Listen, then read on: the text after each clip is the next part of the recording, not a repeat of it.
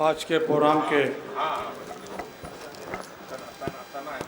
सदर मोहतरम हम लोगों के भाई जमीतुल मंसूर के प्रदेश अध्यक्ष हाजी रबीउल्लाह साहब, बिहार जमीतुल मंसूर के प्रदेश अध्यक्ष अजीम मंसूरी साहब, जमीतुल मंसूर के पूर्वांचल के पश्चिम उत्तर प्रदेश के अध्यक्ष नुमान मंसूरी साहब, प्रदेश के महासचिव नौशाद मंसूरी साहब, कानपुर के पूर्व सभासद यूसुफ मंसूरी साहब, संगठन मंत्री आज़ाद मंसूरी साहब, अल्ताफ़ मंसूरी साहब, यूसुफ मंसूरी साहब, इस प्रोग्राम की निज़ामत कर रहे मुश्ताक भाई, और हम लोगों के बीच में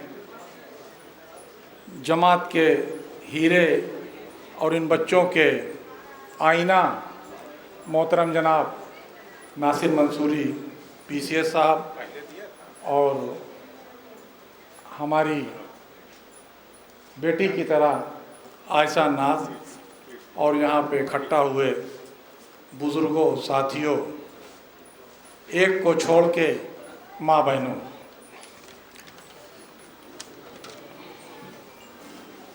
आप लोग हंसते हैं इस पे हर साल भाई, क्या बात है जी? हाँ कहना भूल जाइए।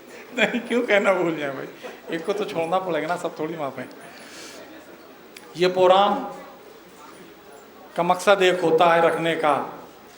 हम लोग जमात का भी प्रोग्राम करते रहते हैं, और जमात के प्रोग्राम की पोजीशन ये है कि इस मुल्क के 16 स्टेट में जमीतुल मंसूर की यूनिट बन चुकी है और जमीतुल मंसूर काम कर रही है। हर तरह के काम किए जाते हैं।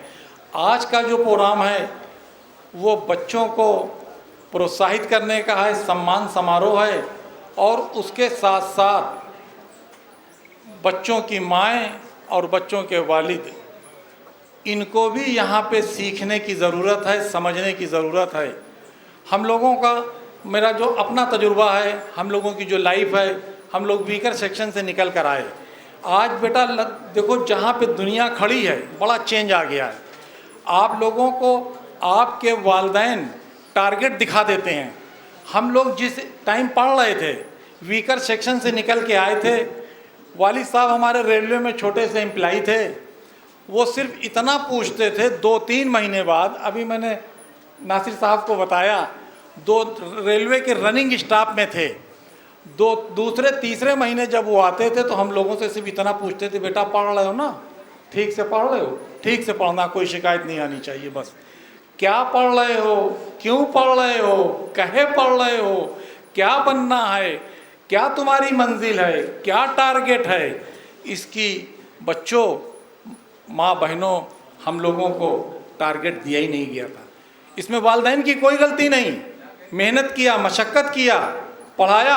और आज भी रेलवे की क्रॉसिंग जहाँ पे रोड पे पड़ती है, मैं अपनी बात बता रहा हूँ, रेलवे क्रॉसिंग पे अगर मेरी गाड़ी रुक जाती है तो कम से कम मुझको संभलने में, अपने आप को बैलेंस करने में 8 से 10 मिनट लगता है। क्योंकि जब ट्रेन देखता हूँ तो मोहतरम मरहूम वालिद साहब याद आ जाते हैं। फिर वो ये बताते थे कि तुम लोगों की बेटा एजुकेशन, पढ़ाई लिखाई, देखभाल में मैंने 18 साल छुट्टी नहीं ली, 18 साल तक छुट्टी नहीं ली। पुराना मोज़ा निकालते थे, कहते थे ये देखो मोज़ा, जब तुम पैदा हुए थे तब हम लाए थे, और उस वक्त मोज़ा जब ढीला हो जाता था तो यहाँ पे एक क्लिप आती थी स्टील की, ऐसे क्लिप लगा दी जाती तो मोज़ा टिका रहता था। तो हम लोगों को उनकी मेहनत, ईमानदारी हम लोगों को आगे बढ़ाने में किसी तरह की कोई कमी नहीं छोड़ी।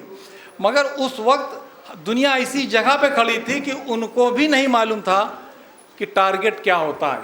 आज यहाँ माएँ बैठी हैं, बहनें बैठी हैं, टारगेट देने के 3 स्टेज होते हैं। बच्चा आपका जब 5th पास कर ले, 6 में आ जाए, तो बच्चे को फिर टारगेट दे देना चाहिए कि बेटा तुमको डॉक्टर बनना है, इंजीनियर बनना है, कलेक्टर बनना है, कप्तान बनना है, एसडीएम बनना है, क्या बनना है। उसको बिल्कुल मछली की आँख की तरह अर्जुन बना दीजिए बच्चे को। क्लास 6 में जैसे ही बच्चा आए, बच्चे को टारगेट मिल जाना चाहिए। स्टूडेंट लाइफ के 3 पड़ाव होते हैं। एक 6 होता है, फिर बच्चा 9th में आए, 9th होता है, और आखिरी पड़ाव जब तक बहुत देर हो चुकी होती है वो इंटर होता है। हम लोग जब हाई स्कूल में आए, 8th पास किया, ये मैं अपनी पर्सनल लाइफ का एक्सपीरियंस बता रहा हूँ। 8th पास किया तो सब्जेक्ट क्या लें मोहल्ले में हम लोग तय करते थे। मोहल्ले के दोस्त यारों से पूछते थे कि तुम क्या सब्जेक्ट लोगे, तुम क्या सब्जेक्ट लोगे, तुम क्या सब्जेक्ट लोगे। हमारे बड़े भाई शायद यहाँ बैठे हुए हैं, हमारे और उनके एज में ज़्यादा फ़र्क नहीं ना, तो हम लोग भाई भी हैं, दोस्त भी हैं। तो हम लोग बाहर सब्जेक्ट दोस्तों से पूछ के तय करते हैं। तो कोई दोस्त कहे हम कॉमर्स लेंगे, कोई दोस्त कहे हम साइंस लेंगे। जो ज़्यादा करीबी दोस्त होता था, जो वो सब्जेक्ट लेता था, वही हम लोग भी कहते थे कि ठीक है तुम कॉमर्स ले रहे हो तो हम भी कॉमर्स लेंगे। क्यों लेंगे मालूम नहीं था, मगर जब घर पे आएँ तो अपनी वालदा से बताएं कि हम कॉमर्स लेंगे, तो कहें नहीं नहीं कॉमर्स नहीं लेना है, तुमको साइंस लेना है। तो हम दोनों भाई बात करें कि अम्मी तो इतनी पढ़ी लिखी है नहीं ज़्यादा, वो क्यों साइंस दिला रही हैं। तो पता चले वो साइंस इसलिए कह रही थी ले लो कि पड़ोस का हमसे आगे एक क्लास का बच्चा उनको किताब आधे दाम पे देने का वादा किए था, तो वो किताब आधे दाम पे मिल रही थी इसलिए वो सब्जेक्ट दिलाया जा रहा था। आज माओ की जिम्मेदारी ज़्यादा बनती है। 6, 9th, 12 तक बच्चे को बिल्कुल तैयार। अगर 12 में बच्चा जाकर टारगेट बनाएगा, 12 में बच्चा ये तय करेगा मुझको क्या करना है, तो बहुत लेट हो चुका होगा। ये PCS क्वालिफाई किए बैठे हुए हैं। हम लोग किताबें फेंक देते हैं, पहले तो बिक जाती थी आधे दाम पे, अब तो बिकती नहीं, या तो रखी रहती है किताबें। बेटा क्लास 6 पास करो, बंडल बांधो रख दो। 7 पास करो, बंडल बांधो रख दो। 8 पास करो, बंडल बांधो रख दो। क्योंकि जब नासिर साहब की कुर्सी को लेने की चाहत होगी तो उसमें ऐसे क्वेश्चन होंगे जो 6 के भी होंगे, 7 के भी होंगे, 8 के भी होंगे, 9 के भी होंगे। लगभग 30 से 35%। मैं PCS में बैठा नहीं हूँ, कंपटीशन में बैठा नहीं हूँ। मैं एक नौकरी का इंटरव्यू देने गया था, रेलवे की, असिस्टेंट स्टेशन मास्टर की, नासिर साहब। और कुंवर अशरफ अली साहब उस वक्त रेलवे के चेयरमैन थे।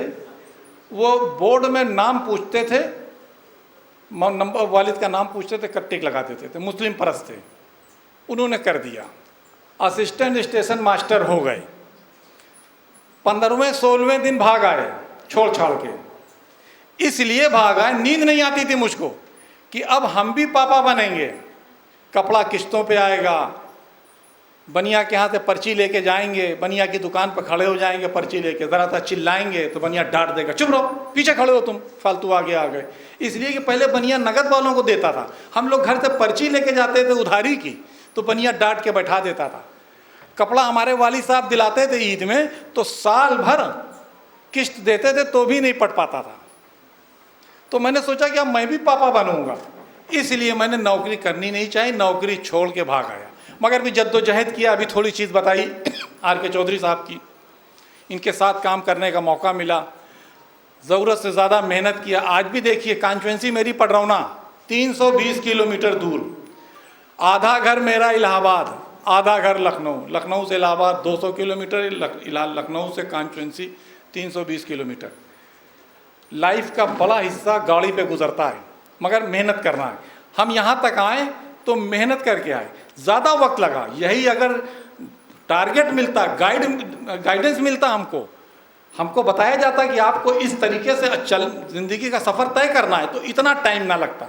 तो बच्चे को बनाने में जिस तरह से ये नाज बोल रही थी अभी, उसकी सारी बातों को, जिस तरह से नासिर साहब बोल रहे थे, इनकी सारी बातों को, इन दोनों के अपनी स्पीच में एक लफ्ज़ ऐसा निकला कि जो मुझे सुन के बहुत खुशी हुई कि मैं कराऊंगा, मैं हुक्म दूंगा, ऑर्डर करूंगा। ये दोनों पर्सनालिटी ऑर्डर करने वाली, रिक्वेस्ट करने वाली नहीं ना।